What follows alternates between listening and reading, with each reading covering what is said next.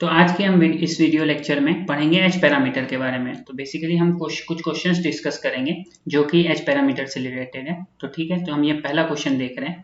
तो इसमें हमें एच पैरामीटर फाइंड करना है। तो एच पैरामीटर मतलब H11, H12, H21, H22 इस चारों की वैल्यूज फाइंड करनी है। ठीक है, तो जो सबसे पहला स्टेप है वो क्या करते हैं, हम इक्वेशन लिखते हैं। ठीक है, so V1 equals to H11 I1 plus H12 V2, I2 equals to H21 I1 plus H22 V2। ठीक है, अब क्या करना है हमको, अगर सपोज कीजिए H11 की वैल्यू निकालनी है तो हम V2 को 0 कर देंगे। तो जैसे हमने V2 को 0 कर दिया, H11 क्या आ जाएगा आपका V1 अपॉन I1। तो V2 को 0 करने का मतलब क्या है कि आउटपुट टर्मिनल को हम शॉर्ट सर्किट करते हैं। ठीक है, तो अब हम देखते हैं V1 ये हो गया, आउटपुट टर्मिनल को हम शॉर्ट सर्किट कर दिए। ठीक है, ये इस टर्मिनल को हमने शॉर्ट सर्किट कर दिया। ठीक, तो V2 हो गया 0। ठीक, अब ये जैसे 20 ओम है, तो जब भी किसी वायर को हम पैरेलल से कनेक्ट कर रहे हैं, मतलब जैसे ये शॉर्ट सर्किट वायर है, ठीक है, और इसके पैरेलल में 20 ओम का रेजिस्टर कनेक्टेड है, तो इस रेजिस्टर की कोई वैल्यू नहीं रह जाती है, क्योंकि करंट जो है आपका ऐसे करके फ्लो कर जाएगा, इस 20 ओम में नहीं एंटर करेगा। ठीक है, तो अब हम जब KVL लगा रहे हैं तो हम इस लूप को कंसिडर कर रहे हैं। ठीक है, तो हम जब इस लूप को कंसिडर कर रहे हैं तो V1 क्या आएगा, V1 equals to -10 I1 equals to 0। तो ये पूरी लूप हम कंसिडर करेंगे। ठीक है, तो V1 equals to 10 I1, V1 equals to 10 I1, H11 क्या होगा, रेशियो होगा V1 अपॉन I1 का, विच इज 10 ओम। ठीक, तो जो हमारा आंसर आ जाएगा H11 का वो हो जाएगा 10 ओम। तो हमें यूनिट भी ध्यान रखनी है, क्योंकि V1 अपॉन I1 है, इस वजह से जो यूनिट आएगी इसकी वो ओम आएगी। सेकेंड हम देखते हैं H12। तो H12 कैसे कैलकुलेट होगा, तो जब H12 हमको कैलकुलेट करना है तो I1 को हम 0 कर देंगे। तो H12 is the ratio of V1 upon V2 when I1 is 0। ठीक है, तो V1 upon V2 when I1 is 0। ठीक, अब हम I1 को 0 कर देंगे। ठीक है, तो जैसे हमने जब यहाँ I1 को 0 कर दिया तो जो V1 वोल्टेज है इससे कोई पोटेंशियल ड्रॉप नहीं होगा, क्योंकि जैसे करंट 0 हो गया तो जो भी ड्रॉप होने वाला था इस 10 ओम के अक्रॉस वो 0 हो जाएगा। ठीक, तो ये जो V1 वोल्टेज है ये एज इट इज 20 ओम के अक्रॉस प्रेजेंट हो जाएगा। ठीक है, और यहाँ पे V2 एज इट इज 20 ओम के अक्रॉस प्रेजेंट हो गया, यानी कि जो V1 है और V2 है एक दूसरे के बराबर। ठीक है, तो V1 और V2 दोनों बराबर हैं, क्योंकि ये 20 ओम के अक्रॉस V1 भी है और इस 20 ओम के अक्रॉस V2 भी है। तो कहने का मतलब ये दोनों वोल्टेजेस सेम है। ठीक है, so V1 equals to V2, तो जो हम रेशियो लेंगे V1 अपॉन V2 का वो आएगा H12 इक्वल्स टू 1। अब क्योंकि ये वोल्टेजेस का रेशियो है इसलिए इसकी कोई यूनिट नहीं होगी, तो जो इसका H12 की वैल्यू आ जाएगी 1 आएगी। ठीक है, और ये यूनिटलेस होगा। अब हमको निकालना है H21 की वैल्यू, तो हम जो है सेकंड इक्वेशन यूज करेंगे। ठीक है, तो H21 क्या होगा आपका, जब हम V2 0 कर देंगे तो V2 को हमको 0 करना पड़ेगा। ठीक है, तो H21 की वैल्यू क्या आ जाएगी, I2 upon I1 when V2 is 0।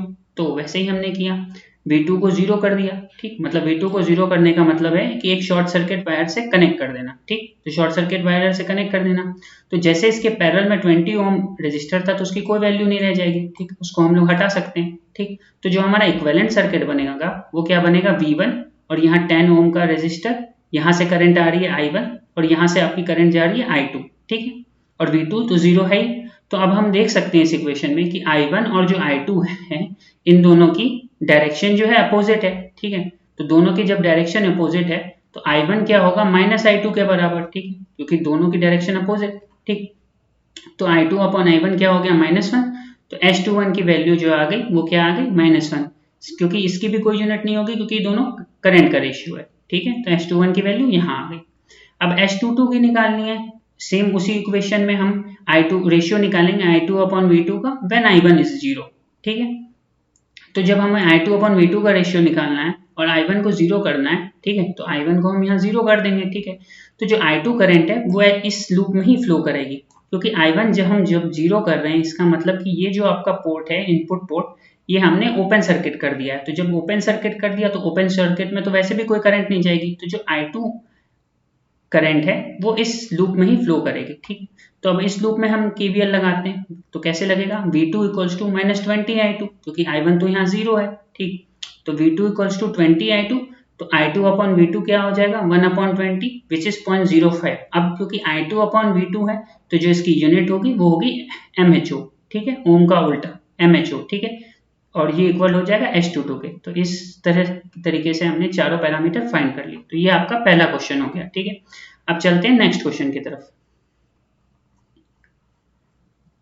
तो ये आपका नेक्स्ट क्वेश्चन है, ठीक है। इसमें जो फाइंड करना है हमको, क्या फाइंड करना है, H11 और H12 की वैल्यू, ठीक है। इसके काफी मेथड हो सकते हैं इस क्वेश्चन को सॉल्व करने के, ठीक है, बट सबसे बेसिक मेथड हम डिस्कस करते हैं, ठीक है। और क्योंकि यहाँ पे H11 और H12 की वैल्यू निकालनी है, तो सिर्फ हम इनपुट इक्वेशन यूज करेंगे। कौन सी, V1 = H11I1 + H12V2, ये वाली इक्वेशन सिर्फ यूज करेंगे, ठीक है। ये दूसरी वाली इक्वेशन, क्योंकि हमें कोई पैरामीटर नहीं निकालना है उस इक्वेशन का, इस वजह से सिर्फ हम ये पहली वाली इक्वेशन यूज करेंगे, ठीक है।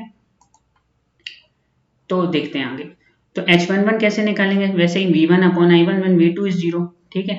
तो हमने क्या किया, V2 को 0 कर दिया, ठीक। जैसे V2 को 0 किया, अब जब हम इस सर्किट को देख रहे हैं, ठीक है, तो ये 2 ओम और ये 4 ओम पैरेलल में कनेक्टेड है, ठीक है। ये 2 ओम और ये 4 ओम आपका पैरेलल में कनेक्टेड है, ठीक। तो इसका इक्विवेलेंट क्या आएगा, तो पैरेलल में आप जब निकालिएगा, इसको सॉल्व करिएगा, 4 × 2 / 4 + 2, तो 4 × 2 आपका 8 हो गया, 4 + 2 6, सॉल्व कीजिएगा इसको, वो आ जाएगा 4/3, ठीक है। तो ये इतना सॉल्व हो गया। अब देखिए ये 2 ओम और ये जो 4/3 आएगा, ये सीरीज में आएगा, 2 ओम और ये 4/3 सीरीज में आ गया, और ये इन दोनों का सीरीज इसके साथ, ये 2 ओम के साथ पैरेलल में आ जाएगा। तो इन दोनों को आप पहले सीरीज में ऐड कर दीजिएगा, तो 2 + 4/3 कितना हो गया, 10/3, ठीक है। जैसे 10/3 आएगा, तो 10/3 का एक रेजिस्टर इसके अक्रॉस कनेक्ट कर दीजिएगा, और इस 2 ओम को और इस 10/3 ओम को पैरेलल में कनेक्ट कर दीजिएगा, ठीक है। तो जब हम इसको सॉल्व करेंगे, इस पूरे को, ठीक है, इस पूरे को सॉल्व करेंगे, तो जो उसका आंसर है वो आएगा 5/4, ठीक, और वो 4 ओम के साथ सीरीज में आ जाएगा, ठीक है। अब इसमें हम KVL लगा लेते हैं सिंपल। तो V1 क्या आएगा, 4 + 5/4 टाइम्स ऑफ I1। तो V1/I1 का रेशियो क्या होता है, H11, और when V2 is 0, तो V2 तो हमने 0 कर ही दिया था, इक्वल्स टू 4 4 16 + 21, तो 21/4, इसको सॉल्व करेंगे तो 5.25 ओम आएगा, ठीक है। अब जब नेक्स्ट हमें निकालना है, किसकी वैल्यू निकालनी है, H12 की वैल्यू निकालनी है। तो H12 क्या होता है, रेशियो होगा V1/V2 का, ठीक है, when I1 is 0, तो ठीक है, V1/V2 का रेशियो है I1, जहां पे I1 0 कर रखा है, ठीक है। तो अब हम देखते हैं इसको कैसे सॉल्व करेंगे, ठीक है। तो हम क्या कर रहे हैं, एक लूप कंसीडर कर रहे हैं। तो सबसे पहले देखते हैं हम, जैसे पहले ये एक नोड है, ये नोड है, तो जो I2 करंट जा रही है वो डिवाइड हो रही है किसमें, I2' और I2" में, ठीक है। यहाँ एक नोड ए पे हम KCL लगा रहे हैं और I2 करंट को डिवाइड कर रहे हैं, I2 डिवाइड हो रही है I2' और I2" में, ठीक है। अब जो है हम इस इक्वेशन को, अब जो है इस लूप में हम KVL लगा रहे हैं, ये जो लूप 1 है इसमें KVL हम लगा रहे हैं। तो जब इसमें हम KVL लगाएंगे, कैसे लगाएंगे, V2 - 2I2 - 4I2' = 0, V2 - 2I2 - 4I2' = 0। तो V2 क्या हो गया, 2I2 + 4I2', ठीक है। पहली लूप तो हमने ये कंसीडर कर ली। नेक्स्ट लूप हम ये कंसीडर कर रहे हैं, ठीक, ये लूप 2, ये वाली।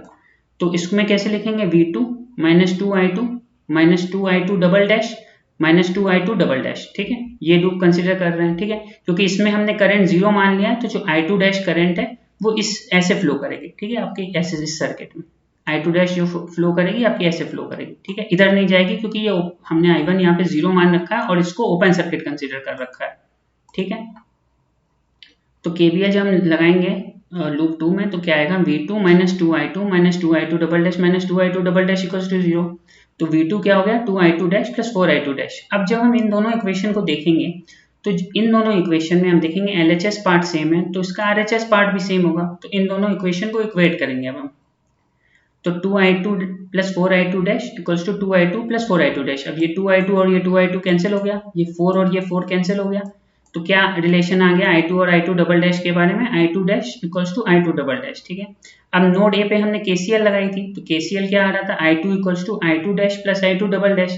अब क्योंकि ये दोनों करंट सेम हो गई, तो I2' + I2" को मतलब I2" को हम क्या इक्वेट कर देंगे I2' के इक्वल। तो I2 क्या आएगा, 2I2"। तो ये हमारी इक्वेशन 4 हो, ठीक है। अब हम क्या कर रहे हैं, क्योंकि हमें रेशियो निकालना है V1/V2 का, तो अब हम इस इक्वेशन में अब हम रिप्लेस कर रहे हैं टर्म्स, ठीक है। तो जैसे अब हम क्या कर रहे हैं, इसमें V2 को क्या लिख सकते हैं हम, 2 × 2I2' + 4I2', ठीक है, क्योंकि I2 किसके इक्वल हो गया आपका, 2I2' के। तो इक्वेशन 4 हम यूज करके इसमें वैल्यू वैल्यूएट कर रहे हैं, ठीक। तो V2 क्या आ गया आपका 4i2 dash plus 4i2 dash, तो V2 क्या आ गया आपका 8i2 डैश, ठीक है। अब V1 हम देखते हैं, V1 कैसे निकलेगा, तो V1 आप V equals to I into R होता है, ठीक है। तो V1 इक्वल्स टू, इसमें करंट कितनी जा रही है I2 डैश, तो V1 को हम क्या लिख सकते हैं 2i2 डबल डैश, ठीक है। अब 2i2 डबल डैश और I2 डैश बराबर आएगा, हो गया, तो V1 को हम क्या लिख सकते हैं 2 टाइम्स ऑफ I2 डैश, ठीक है, क्योंकि I2 डबल डैश और I2 डैश इस इक्वेशन से सेम हो गई है, ठीक। I2 dash equals to I2 double dash, तो ये इक्वेशन हमारी 6 हो गई, ये इक्वेशन हमारी 5 हो गई। जब हम रेशियो निकालेंगे V1 अपॉन V2 का, तो 2 अपॉन 8 विच इज 1/4, 1/4 की वैल्यू 0.25, और वैसे भी इसकी कोई यूनिट नहीं होगी क्योंकि दोनों जो है वोल्टेजेस की यूनिट है, ठीक है। तो इस वजह से H12 की वैल्यू क्या आ गई 0.25। अगर इसी क्वेश्चन में किसी को डाउट है तो वो कमेंट सेक्शन में पूछ सकता है।